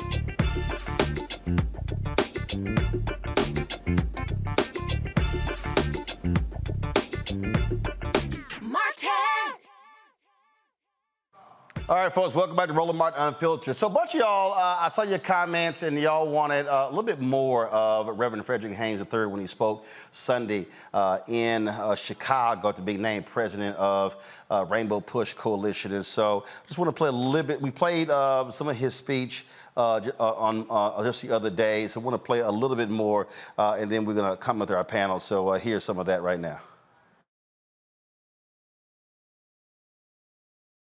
Now, I must say a word of thanks to my honorable homie, the one and only Vice President of the United States, Kamala Harris. Kamala Harris is a trailblazer. Kamala Harris is a game changer. Kamala Harris has demonstrated with dignity, competence, and brilliance what it means to be a supportive servant leader, in that she supports the president. That's her role. She has her voice, and she never has forgotten where she has come from. They may lie on her about her record, but even the devil in hell knows that Kamala Harris is about that life. And so I salute and thank God that Kamala Harris has shared with us on this historic occasion. The Reverend Jesse Lewis Jackson Sr. I stand here on his shoulders because no one with sense would try to stand in his shoes. His shoes are too large.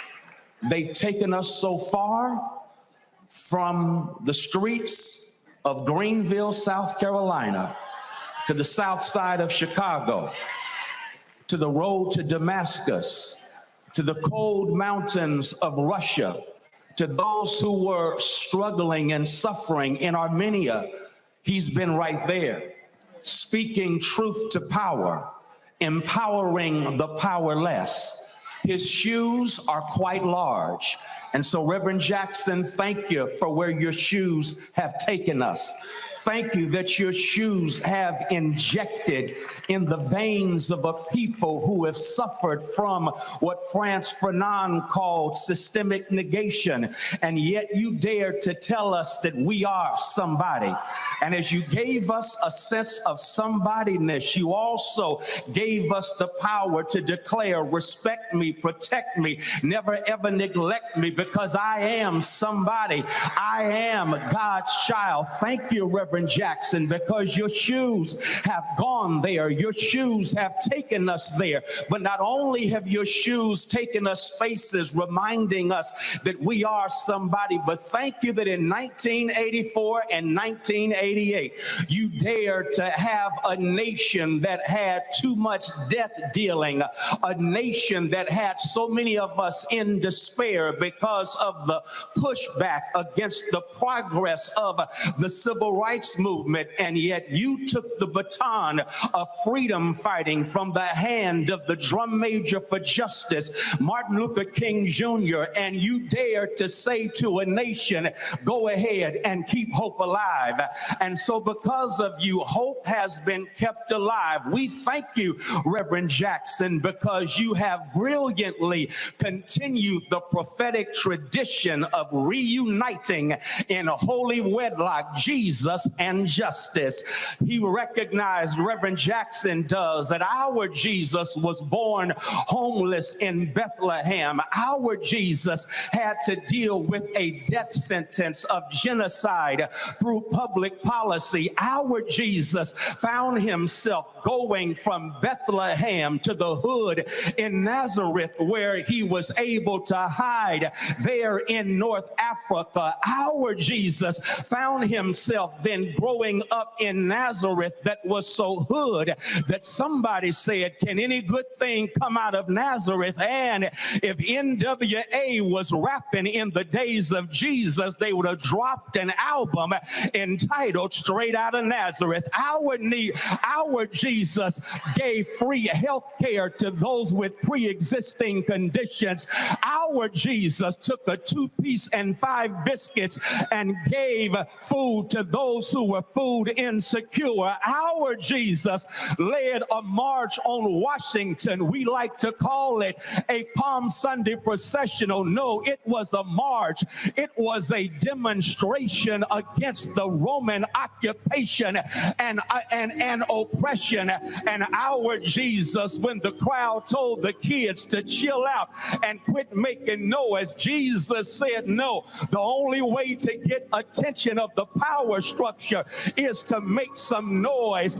And Jesus made noise until he was lynched on a cross on Calvary.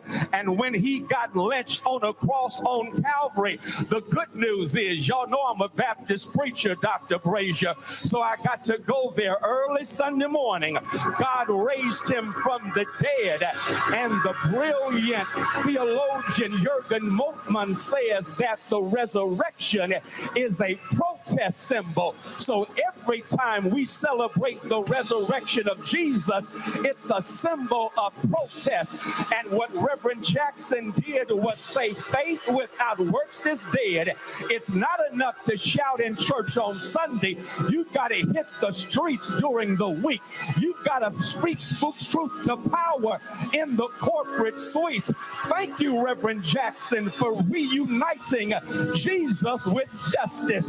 But not only that, thank you so much, Reverend Jackson, because we find ourselves sadly in a day where the courts are doing everything in their power to remind us that everything legal ain't necessarily just.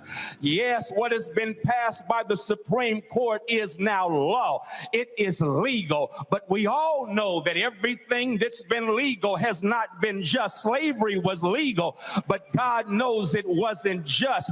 Jim and Jane Crow apartheid was legal, but God knows it was not just. Banning affirmative action may be legal, but God knows it is not just. But I'm glad I'm standing on the shoulders of a Jesse Jackson who says when they ban affirmative action, we've still got action that is affirmative. Our action that is affirmative can push this administration to expand a Supreme Court that is not normal. Yes, we have our own affirmative action, and that is we can register and vote, mobilize our vote, get out the vote, and then turn them out. In the name of Parliament Funkadelic, we're going to turn this mother out because we've got action that is affirmative, even though you tried to ban affirmative action. Yes, I'm simply trying. All right, so y'all want to see the full program, we live stream this on the Black Star Network app. You can go to our YouTube channel as well. Larry, I want to go to you first, and that is what I think really is necessary when you start looking at our organizational structure, and that is obviously new energy, but more importantly, understanding what we are up against. And we talk about this all the time. Literally what Republicans are plotting and planning, we discussed it in the first hour, is going to already has had, but it's going to have a detrimental effect on future generations of African Americans. We cannot check out of this process next year because what they have in store will cause great harm to the future survival and the viability of Black folks moving forward. Absolutely, Roland. First, congratulations. It's great to see this peaceful transition, so to speak, when it comes to the Rainbow Push Coalition. But what you highlight is really important, Roland. We talk about a lot of important topics, but I really hope people understand that 2024 is a significant milestone. And you're right. We saw what happened in affirmative action. We've seen what happened in terms of, reversing Roe v. Wade in terms of women's right to choose. This is just the beginning. And if we are not careful in terms of not just Donald Trump, but obviously holding on to the Senate and then retaking the House, we're going to be in serious trouble. Our democracy is at stake. These people have been planning for decades to implement certain policies and procedures that make it difficult for minoritized folks, particularly Black folks. And listen, Roland, Black folks are not going back to Jim Crow. So if we don't want some of these archaic policies to come back, we have to make sure, as you've talked about all the time on your show, we have got to get out to vote. We have got to support progressive candidates who will talk about issues that impact Black folks and hold those who support policies that are anti-Black, hold them accountable, and make sure they don't, if there are politicians already been elected, make sure they don't get reelected, and make sure Black folks who support individuals whose policies are anti-Black, make sure we shame them and move them off the deck. Tommy, it's a whole bunch of whiny-ass Democrats. Yeah. Joe Biden too old. First of all, his ass was 78 last time. You voted for an old dude last time, okay? He was always going to run for a second term. I mean, y'all cracking up laughing, but he was. His ass was old last time. So I'm trying to figure out, Did folk not think he wasn't going to get older? And here's the other deal. Right now, and this is what's so stupid to me, all these people keep saying, yeah, he too old. There are 7 U.S. senators who are 80 plus. Dianne Feinstein, 90. Chuck Grassley, 89. Hell, Dick Durbin is one of the younger dudes. He's 78. If anything happens to one of those Democratic senators, they lose their majority. So I'm sitting there going, why are we acting like... Now, granted, Maxine Waters, Black Don't Crack, does not move the same way Biden does. She older than him. Yeah, no, you're absolutely right. And there's a few things that I want to say about this. First of all, you're absolutely right. Of course, he was always going to run for a second term. I love what Biden says when people talk about his age. He says, watch me. Now, the guy is probably in better shape than me, which all right, granted, that's not saying much. But also, the second thing that I would say to these people, even like when they're trying to like push somebody good like Gavin Newsom or whatever, who else do you have that can actually win now?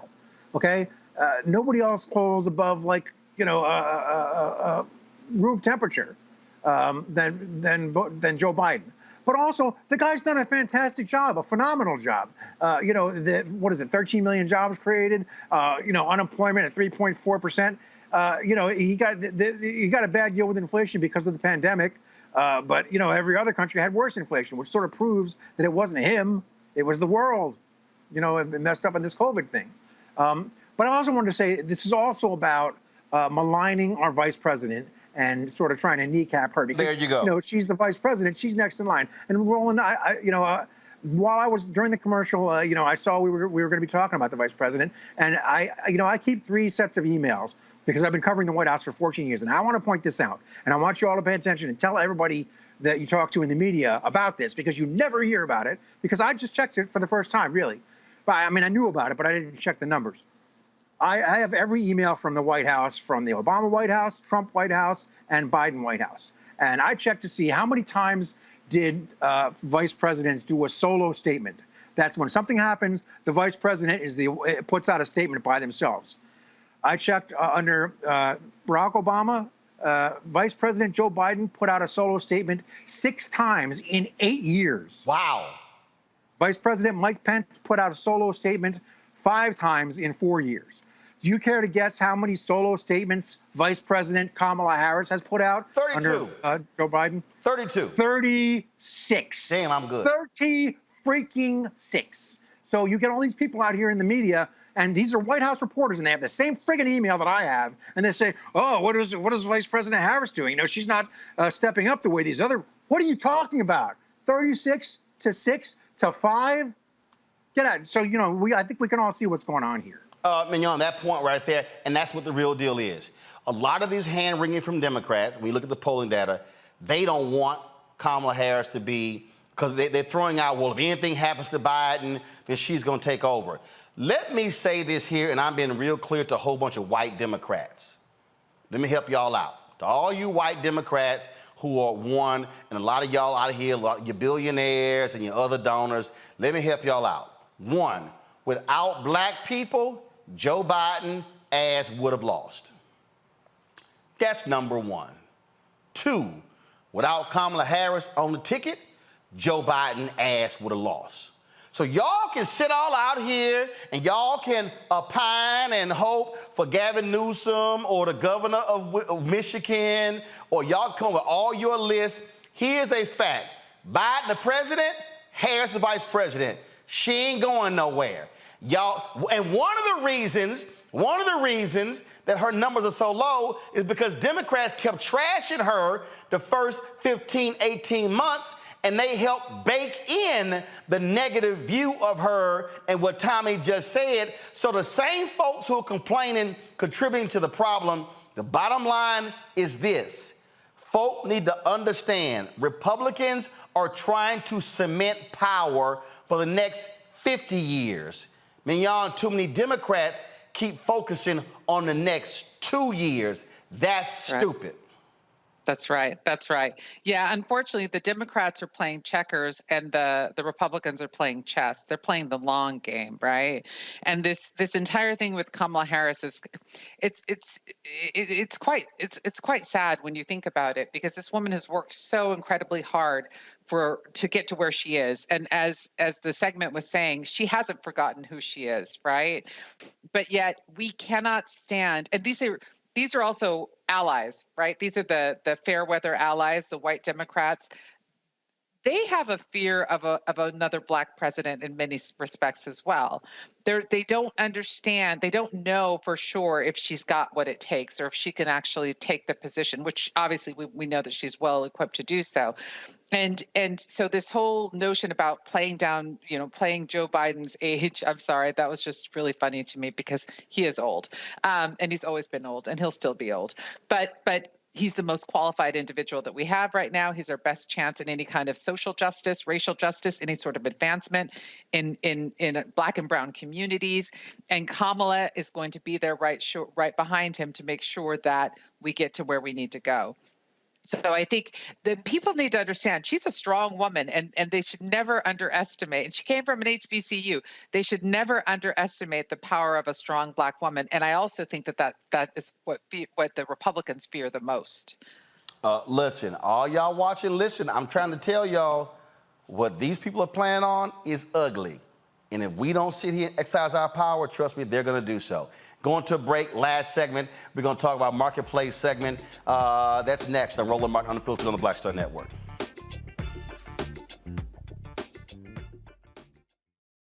Black Star Network is here. Oh, no punch! I'm real revolutionary right now. Thank you for being the voice of Black America. All momentum we have now, we have to keep this going. The video looks phenomenal. See, there's a difference between Black Star Network and Black-owned media and something like CNN. You can't be Black-owned media and be scared. It's time to be smart. Bring your eyeballs home. You dig? My early days on the road, I learned, well, first of all, as a musician, I studied not only piano, but I was also drummer and percussion. I was all city percussion as well. So I was one of the best in the city on percussion. There you go. Also studied trumpet, cello, violin, and bass, and any other instrument I could get my hand on. And with that study, I learned again what was for me. I learned what it meant to do, what the instruments in the orchestra meant to each other in the relationships. Right. So that prepared me to be a leader. That prepared me to lead orchestras and to conduct orchestras. That prepared me to know, to be a leader of men, they have to respect you and know that you know the music. You have to be the teacher of the music. You have to know the music better than anybody. There you go. Right, so you can't walk in unprepared.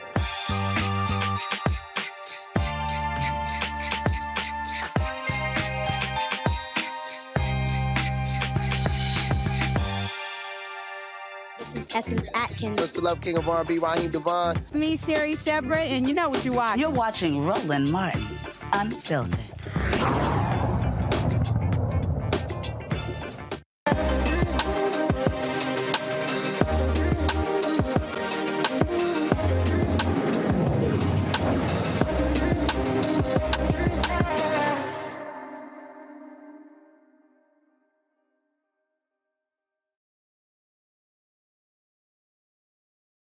Folks, after losing more than 100 pounds, overcoming body dysmorphia, my next guest figured out that, you know what? How about if I do my own line of swimwear? So she created My Leggini for women who didn't want to show too much skin. Myleta Butler, designer and founder of My Leggini swimwear, joins me from Tampa, Florida. All right, so glad to have you here. So, okay, so explain this when you say folks who are afraid to show too much skin. Well, hi, Roland. Thank you for having me. I just want to say, before I say that, I'm going to say you look great. Looks like you've been losing weight. And I know one thing about losing weight, it's not for the weak. So I just want to congratulate you on that. But yes, that's called walking 18 holes playing golf. There you go. That'll do it. But you know what's funny? That's how I lost a lot of my weight, doing what I love. See, people think you got to go to the gym to lose weight, and I love to dance. So I was embarrassed to go to the gym, but I knew I could dance in my living room. So I'd turn on MC Hammer, Beyonce, and just go at it for about a good 30 minutes every day, 5 days a week. And that's how I lost the first 32 pounds. So I congratulate you. You found what you love, and that's how you were able to get the weight off. So what it was, once I lost all the weight, I thought, you know what? I was happy. I was excited, Roland, going to buy new clothes, because you don't lose over 100 pounds and not have to buy a new wardrobe. And so I did. And I remember going to the store and trying on swimwear and just crying in the dressing room. And I thought, you know what? I have to do something. And old people always say, what we not changing, we choosing, right? So I thought, I want to design something that would allow women the opportunity to choose how much of their body they want to show and how much they want to hide. And so that's when I started just thinking, okay, now I don't answer my door in my bra and panties when the UPS delivery comes. But I thought, why am I forcing myself to wear something year after year that I feel uncomfortable in just because it's the norm and it's what's conventional? And so I thought I would take something I didn't like, which was necessary conventional bikini, and mix it with something that I felt comfortable in, which was leggings. And that's when I came up with bikini leggings. So I love it because it gives women the opportunity to either go from the gym or swim, or from the beach to the street without skipping a beat. It's reversible, moisture wicking, tan through, lightweight, and so they actually can stop doing that whole cover up, if you will. You know, they'll buy the bathing suit, Roland, and then they turn around and buy a cover up, you know, because then they're insecure about certain parts of their body showing. And so I wanted to design something so where they didn't have to actually put the cover up because they were already covered, but also feeling and looking amazing. Well, hell, we had an expert on yesterday talking about skin cancer, and you talk about, you know, again, protecting your skin when you're out in the sun. So this does it as well. What has been the response from people? First of all, when did you start the company? So I started the company last year. We launched last year at Miami Swim Week. It took me a couple of years to find the right manufacturing, because that's one thing about me. When I make my mind up, as most Black women, we are determined and focused. And I got a lot of no's, Roland, which you'd be surprised at, going from a manufacturer when I'm asking them to take something they were already making, swimwear, and marry it with something they were already making, leggings. They were looking at me like I had multiple heads, that it was too hard to do, that they didn't want to actually sit and actually come up with the best way for the design. So after getting several no's, I got the yes that I needed to work with the manufacturer to come up with great designs that complemented women's curves. And so the response has been amazing. When I first set out to do it, I thought about women who might have a little bit of insecurities, not so much a size, because there are smaller women who may just not want certain things shown. And those are the women that I've actually come across, which kind of surprised me in a sense of it touched me, because I came across burn victims who told me, you know, they have so much scarring that they haven't worn a bathing suit in years. I came across a woman who suffered a motorcycle accident, and she has several scarring as well and bruising, and just said, you know what, didn't think I would ever wear a two-piece again, or a bathing suit again, or a conventional bathing suit again. And so she's like, this makes me feel amazing. And then I actually had breast cancer survivors come to me and tell me, wow, I really feel amazing in this. You know, after the rounds of chemo and all the treatment, you know, I have this going on and that going on. And so this makes me feel beautiful again. And so I felt amazing knowing that it wasn't just about losing weight, which that was my initial thought when I first designed it, because I'd lost all that weight and I wanted to feel good. But it was that I wanted to feel good in my skin without showing all of my skin. And I'm not taking away from women who are confident in a two-piece roll. And don't get me wrong, because confidence is the best accessory any of us can wear. But I wanted something that made me feel comfortable and confident in my skin. And I knew I wasn't alone in designing that for other women who too felt the same way. Cool. Questions from my panel. Mignon, you go. Sure. So my question to you is, I looked up your story a little bit, and it's so incredibly inspiring. One of the things that I wanted to understand a little bit more is, oftentimes we have these ideas about what we want to do, and we don't necessarily go off on our adventure. We stay in our normal jobs, in our 9-to-5s, constricted, right? But we never really have that push to the next level. And so, because there's so few Black-owned businesses in this country, I wanted to know, what was it that made you sort of take that extra step to go out on your own? And did you have mentorship, or did you have other resources that you used to help you make this decision? I'm trying to encourage some family members that don't belong in corporate America to pave their own way. So I'd love to have a little bit of insight from you about how you started your business. Well, thank you for those comments, and thank you for asking. I would say this. I think a lot of people are sitting on their gift. I think there are things that naturally come to us that we second guess because we are in that 9 to 5 and we don't think that we should step out on that. Now, I continued to work my regular job while I was pursuing this. And sometimes that's what we have to do. I used that to fund what I was doing. And in my case, I researched and realized there was nothing out there like what I had designed. And actually, it came to me in a dream.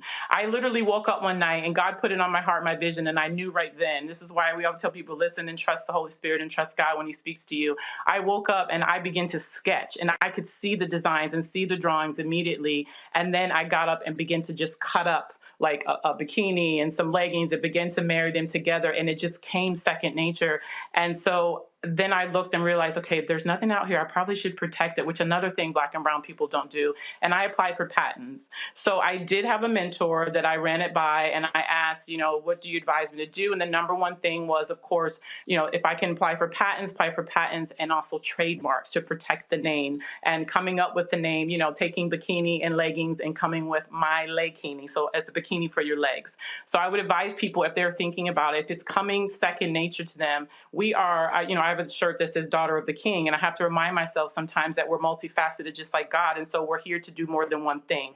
So if they're thinking about doing whatever that it is, and it keeps coming to them, and God speaks to us in different ways, I would encourage them to do it, but also to seek mentorship. Those that are already doing it have gone before, because they can share with you the lessons that they learn. But let me preface this, though. I always tell people to protect the dream in its infancy, because that's when it's the most vulnerable. Because I think sometimes when we are setting out on something, especially something different, then the dream could be killed before it even got started.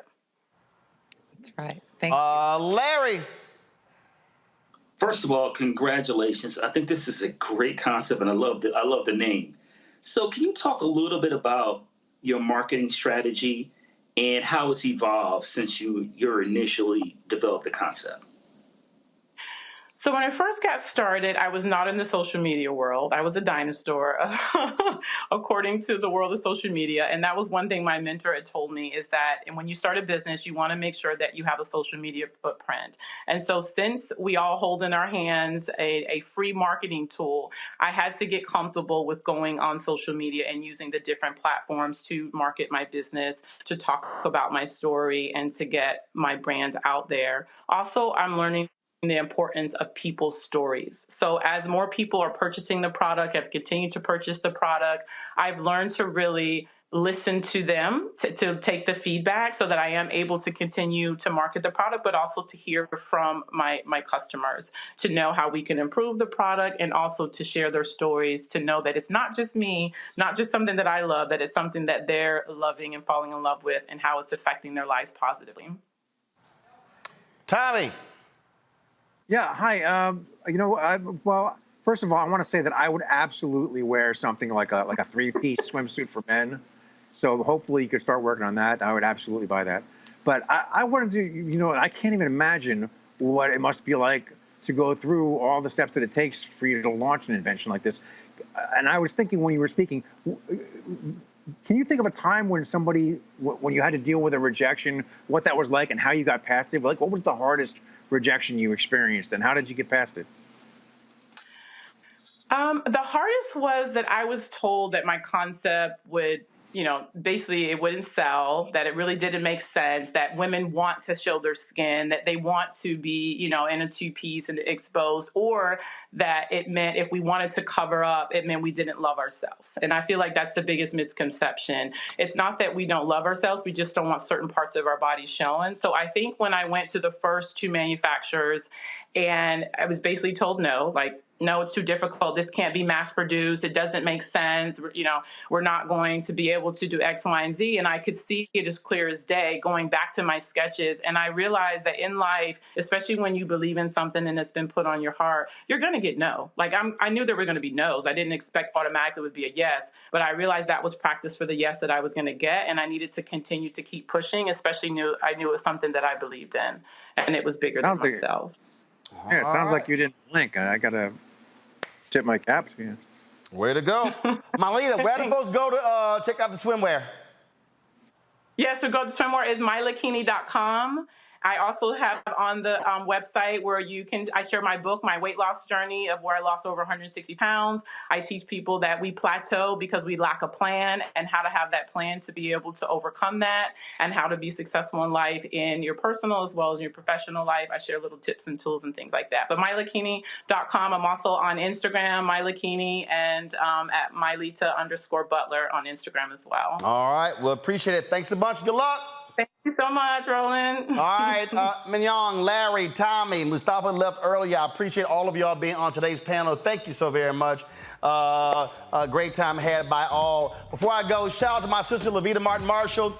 She turned 53 today. Is it her birthday today? Her birthday today? What's today? Hell no, it's next week, but whatever. She turns 53, so I got her days mixed up, but I ain't gonna be here when she's her birthday, so I'm gonna give her a shout right now. So that was one of the dresses I got for her when she was in Ghana. So yeah, sorry y'all, she taken. Don't worry about it, brothers. Don't be sitting here texting me, putting on YouTube. She's been married 20 plus years, so get over it. All right, y'all, that's it. I'm gonna see y'all tomorrow right here, Roland Martin Unfiltered on the Black Star Network. Don't forget, download the app, Apple phone, Android phone, Apple TV, Android TV, Roku, Amazon Fire TV, Xbox One, Samsung Smart TV. Join our Bring the Funk fan club. Of course, check in money orders, P.O. Box 57196, Washington, D.C. 20037-0196. Cash App, $RM Unfiltered. PayPal, R Martin Unfiltered. Venmo is RM Unfiltered. Zelle is Roland@RolandSMartin.com. Roland@RolandMartinUnfiltered.com. And be sure to get a copy of my book, White Fear, How the Browning of America is Making White Folks Lose Their Minds. Available at bookstores nationwide. Get it on Amazon, Barnes & Noble. Download it on Kindle. Folks, I will see y'all tomorrow. Holla! Folks, Black Star Network is here. Oh, no punches! I'm real revolutionary right now. Support this man, Black Media. He makes sure that our stories are told.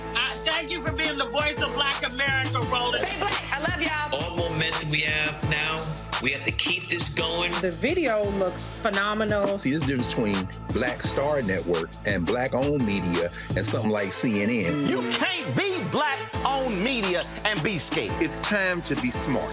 Bring your eyeballs home. You dig?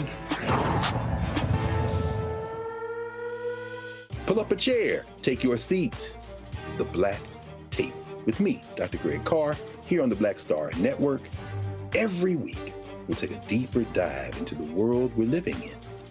Join the conversation only on the Black Star Network.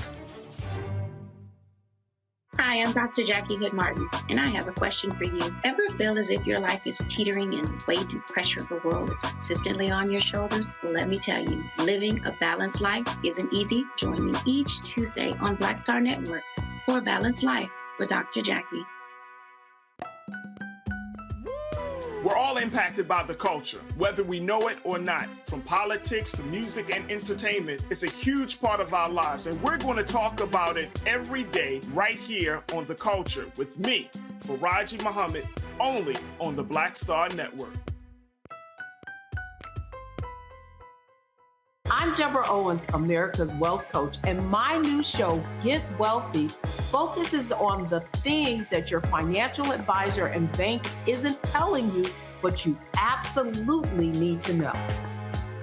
So watch Get Wealthy on the Black Star Network.